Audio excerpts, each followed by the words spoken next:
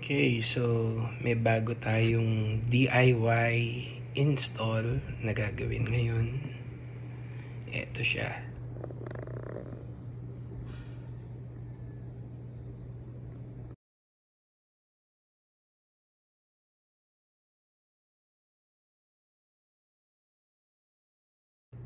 So, buksan natin siya, no? Nakuha ko nga pala tong unit ko kay Slipstream, kay Boss Ryan Loriola.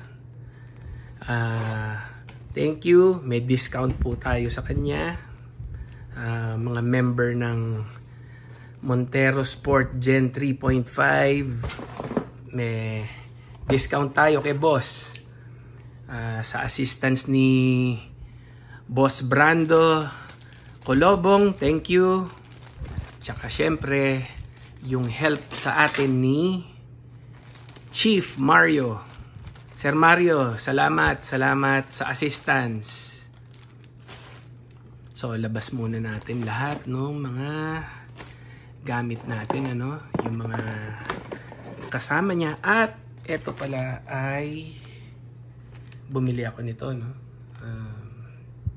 Steering wheel control module. So, para ma-retain ko yung steering wheel control natin. So, tetestingin natin kung okay siya. So, yan.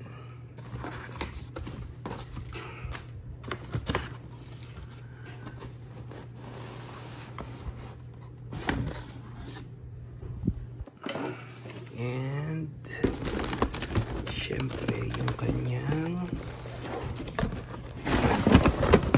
yan. Okay. So, yan siya. Marami tayong check na mga gamit, pero hindi naman lahat natin kailangan i-attach or gagamitin. So, tingnan lang natin in a while kung ano lang yung gagamitin natin. Okay, so ito yung mga kasama niya, no? So, mga screws, brackets, ito yung mga plastic na i-attach natin sa likod nung head unit. Para ito kasama to. Etong maliit na to, para siyang ano siya, plastic lang siya, pero siya yung may ipupush yata siya sa likod ng screen para mag-fully work yung head unit. So, yun. Mukhang may itutulak lang siyang mga pin para mag-connect. So, ang important ngayon ay itong harness pala na to, no? Kinuha ko rin to kay Boss Ryan. So, kumuha ako ng harness for our Montero para hindi tayo kailangan mag-tap dun sa original na harness. So, kung ano man ang kailangan i-tap or splice, dito. Pwede tayo dito. So, eto, nakaayos na siya, no? Nagpatulong na rin ako dun kay Chief Mario ng Slipstream. So, kasi medyo nagdadalawang isip din ako at marami rin akong medyo busy tayo. So, sabi ko, humingi na ako ng tulong doon na iayos na para pagdating dito, konting tapping na lang, final check, tapos yun, isalpak na lang natin yung ating Halo ILX F511E ng Alpine. So 11 inches siya, no? Tingnan natin siya mamaya. So anyway, ang important dito, sabi nga ni Chief Mario, is ang ating module or interface, no? Steering wheel. So once na napagana natin to, madali na yung iba. So yun, tingnan natin. So nung binili natin siya, no, itong module, kasama na to mga wiring na to, no? Itong mga nakatiklop na to, hindi kailangan. So simula tayo dito. ito, meron siyang 3.5 jack. So, sasaksak natin to sa likod ng head unit natin kasi meron na siya nakaabang dun. Ito dito, may wire pala na kasama na isasaksak sa likod ng head unit. Doon natin siya isasaksak na. So, para sa steering, steering remote, ito siya. Yan, steering remote. Diyan natin siya isasaksak. Sa orange na yan. So, ano ba mga wiring niya dito? So, ito pala, no, yung sa harness. Pina-check ko na to kay Chief Mario. So, etong dalawang nakahiwalay na to. Etong dark brown and etong brown na to, lighter shade ng brown, ay para sa steering wheel. Dito tayo magtatap. So, ang mangyayari, etong blue, i-connect natin sa dito sa dark brown. Etong red naman, ko-connect sa light brown. Then, etong black natin, ito ay ground. So, hahanapin mo lang din yung ground dito, which is itong black. Etong black na cable. Itatap natin siya dyan. So, gaya nga nasabi ko, kaya may harness para dito na lang. So, hindi natin masisira yung ating original harness. Then, eto naman, etong orange na to, i-connect natin siya sa accessories. So, ang accessories natin ay etong red wire. Diyan tayo magtatap. So, pagkatapos nun, pagka natap na natin, ang sabi sa akin nung nabilhan ko, meron siyang guide. So, kailangan natin ng any remote control daw, TV remote ng Sony. So, ang una mong gagawin, select type of car. So, factory setting niya, none. So, walang nakapili dyan. Kailangan mong pumili. So, para sa atin, Montero, Mitsubishi. So, hanapin mo siya. Mitsubishi. Hanapin muna natin. So, eto siya. Mitsubishi. Ang kanyang code ay 2050. All model.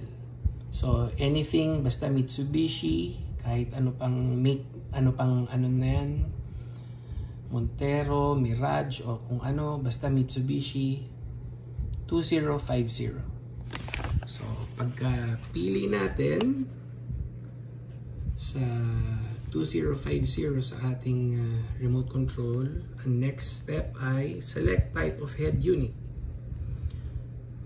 Okay, so naka-factory set siya sa Pioneer, 4 na 0.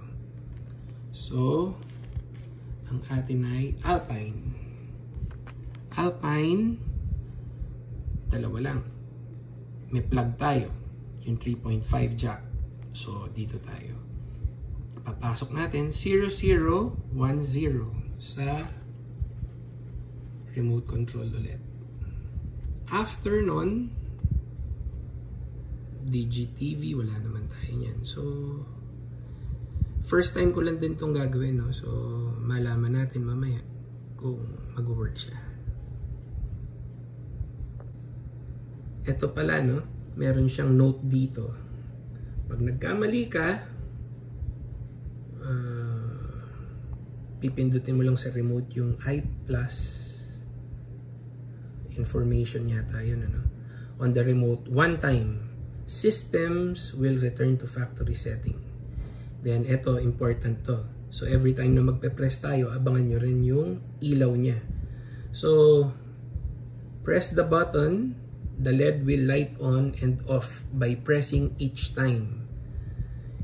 And, last digit, LED flashes 3 times. So, halimbawa, kay Alpine, 0, Pag press natin ng 0, magfa-flash ng isa. 0 ulit, flash ulit siya ng isa. 1, magfa-flash ulit siya ng isa. Then yung last number, 0, dapat magfa-flash ng 3 times yung light. So tingin ko, foolproof naman dahil lahat ng code ay 4 na numbers lang. So abang-abang lang talaga sa pag-flash para malaman natin kung magkamali man, factory reset, press I plus button and repeat yung process. Pakita ko na rin pala yung mga sasakyan na compatible daw itong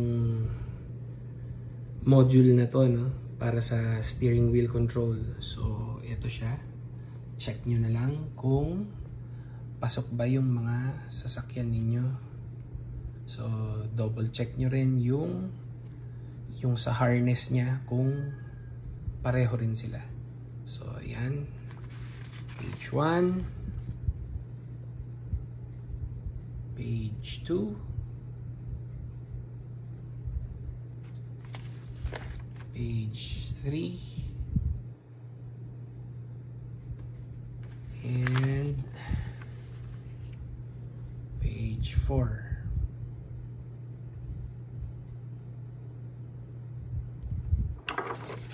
So yung sa Mitsubishi, no, dalawa siya, no. Focus tayo sa Mitsubishi dahil yun yung kakabitan ko. So merong type A na tinatawag na connector nung harness and type B.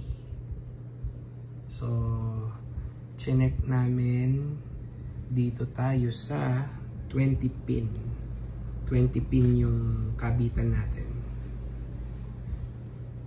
So dito nakalagay, kaya natin nakita yung pinakikita natin sa inyo kanina, itong dalawang brown and dark brown na wire. Dyan siya, pin 9 and pin 19. So dun siya i-connect. Ayan, red to pin 9, ground switch yung blue, yun pin 19. So ito siya, 9 and 19. 9 sa red, yung red sa 9, yung blue sa 19. Ito siya, galing dun sa switch, dito tayo nasa module, dito tayo nakabase, no?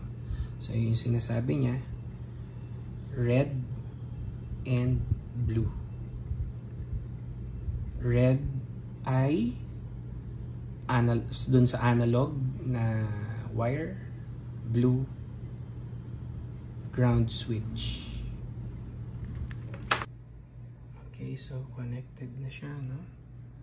And soldered. Tapos lalagyan natin ng electrical tape, then cloth tape. Mamaya sa 3.5 jack na lang tayo. So andito tayo ngayon sa loob ng Montero, no? Ang gagawin natin, iti-test fit natin ito kasi may mga adjustment siya. So ito may height adjustment siya, so para makita natin kung hanggang saan natin i-move para yung placement niya hindi naman sobrang taas. So more or less mga hanggang dito ang i-adjust natin. So syempre depende naman yan sa preference mo kung anong gusto mong height. Pero I'm aiming dito lang, dito. Yan. So madali lang din naman magbaklas nito, no?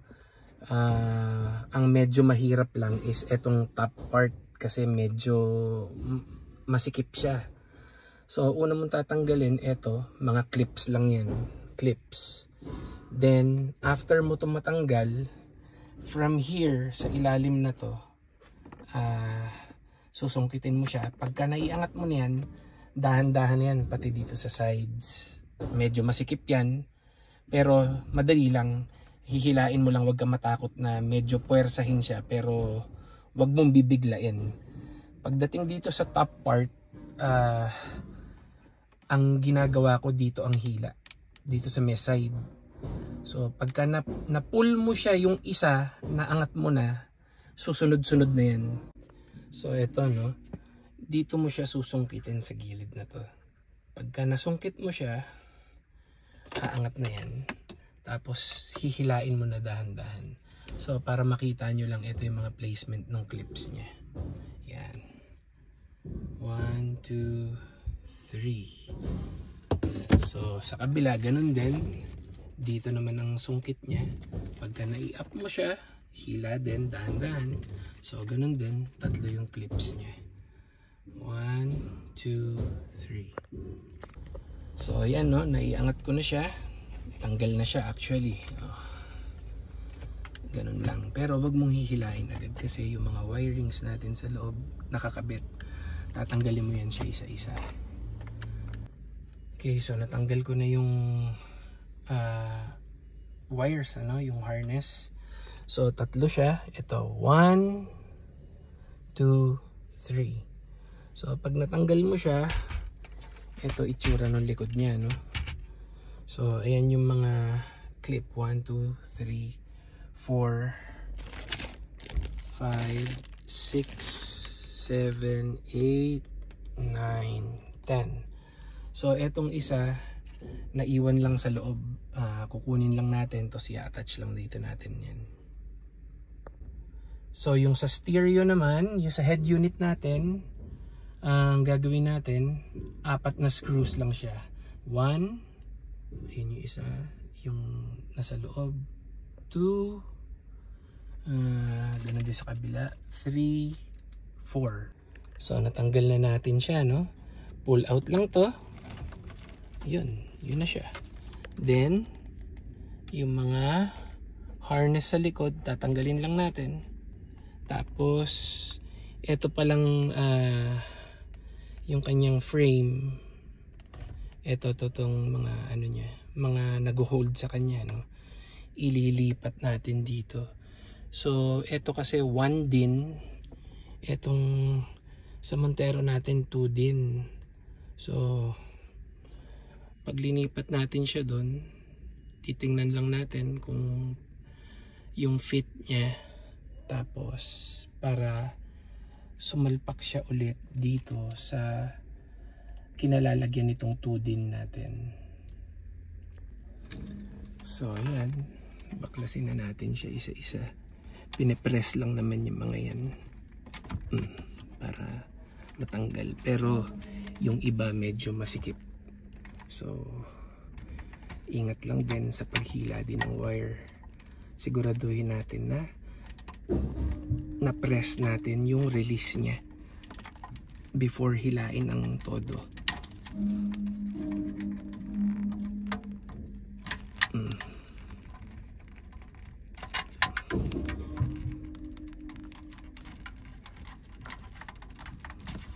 Okay, and last one. Okay, and ang ating radio remote. Dito nga pala, no, huwag kayong matatakot dito sa mga harness. Ano lang naman to, may kanya-kanyang fit. So hindi kayo magkakamali sa pagsasaksakan. So yung in-explain ko, no, eto, ko-connect natin yung mga wires na connect ko na. Ito yung sa steering, pinasok ko na rin dito. So ano siya eh, ito na lang talaga yung harness. So itong harness na nabili ko, kung saan tayo nagtatap, hanapin nyo lang yung sa power ng Montero, yun nyo siya i-attach. Tapos yun, clip na siya. So tetestingin natin ngayon kung okay siya. One more thing, no, wag nating kalimutan na ikabit nga pala ang radio antenna. Usually kapag hindi siya nakakabit, hindi gumagana rin, ano, may mga unit na ganun. So just to be sure, kakabit ko na rin. And ito yung sinasabi ko sa inyo kahapon na piece of plastic ni Alpine. So ganito lang itsura niya, no. Isusuksok nyo lang siya dito sa butas na to, kabila ang side, yan. So may korte naman siya, one way lang ang pagpasok sa kanya. So sa ngayon, ipapasok muna natin siya ng ganyan lang. Hindi na natin muna isi-secure, just for testing. Hindi gagana, hindi magtutuloy yung startup ni Alpine pagkawala yan. So yan yung sinasabi kong baka may pin siya sa kabilaan na tinutulak yung plastic para mag-connect. So testing, accessories lang, ha, try natin. Okay, umilaw siya. Umiilaw din yung ating steering wheel control module. So ito na siya, no. Peel off muna natin para makita natin yung screen. Ayan. So meron siyang sound. Okay.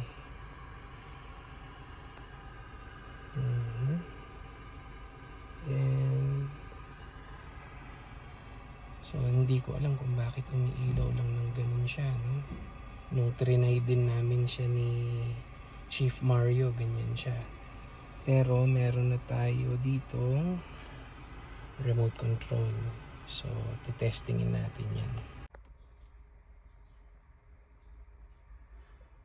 So pagka inon ko yung head unit, ganyan lang siya.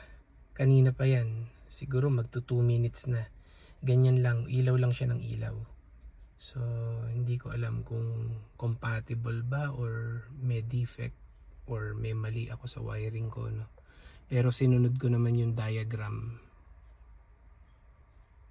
So eto, sa steering remote, dun ko kinonek eto yung ating jack.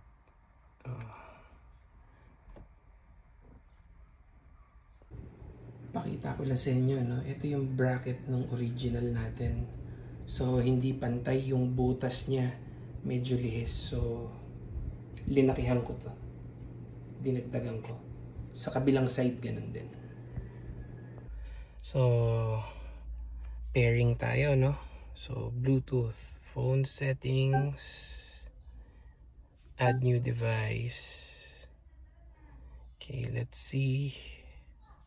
Ayan, so buksan mo lang din yung Bluetooth mo. Ayan na yung sa akin. Connecting to the device. Okay, confirm, pair, yes. So alam ko automatic to, no? Magtatanong na to ng Apple CarPlay. So tingnan natin kung okay. So sync ng contacts. Okay, connecting to the device. Let's see. Ayan, Apple CarPlay start. Okay, use CarPlay. Sorry. Okay, so tingnan natin ang kanyang startup for Apple CarPlay. Okay.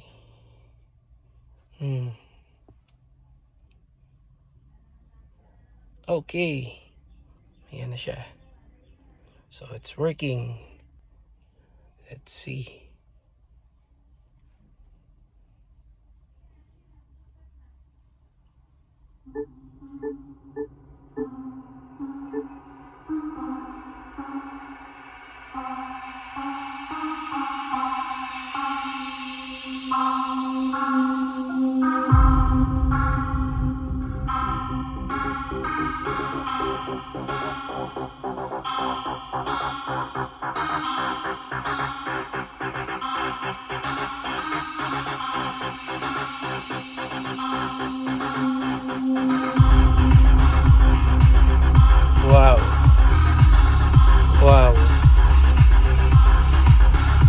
Ang ganda ng tunog niya compared dun sa ating stock na head unit, no? Ganda yung processor nito ng nitong Alpine head unit. Maganda yung binabato niya.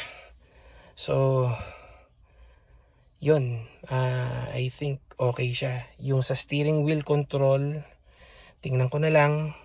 Then yung sa backup camera, baka magkabit ako next time. Titingin muna ako kung anong okay. So yun.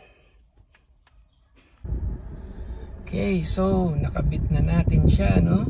Ayan siya. So dito sa aircon vent, ayan, ano pa rin, malakas, kasi nakaangat nga siya sa likod. So hindi naman siya natatakpan talaga. So okay siya. Ang i-install ko na lang ay yung mic. So dadaanin ko siya dito. Meron tayong mic dito dito sa taas. So bubunutin ko yun. Ipapalit ko itong mic natin. So ito siya, yung mic to. So itutusok lang siya. Alam ko pag ganun yan itutusok lang natin siya. If ever man na medyo alanganin, possible na dito. Yan, diyan ko siya ilabas. Yan. So yun lang ang ating DIY. Ganun lang siya, no? So thank you and happy DIY.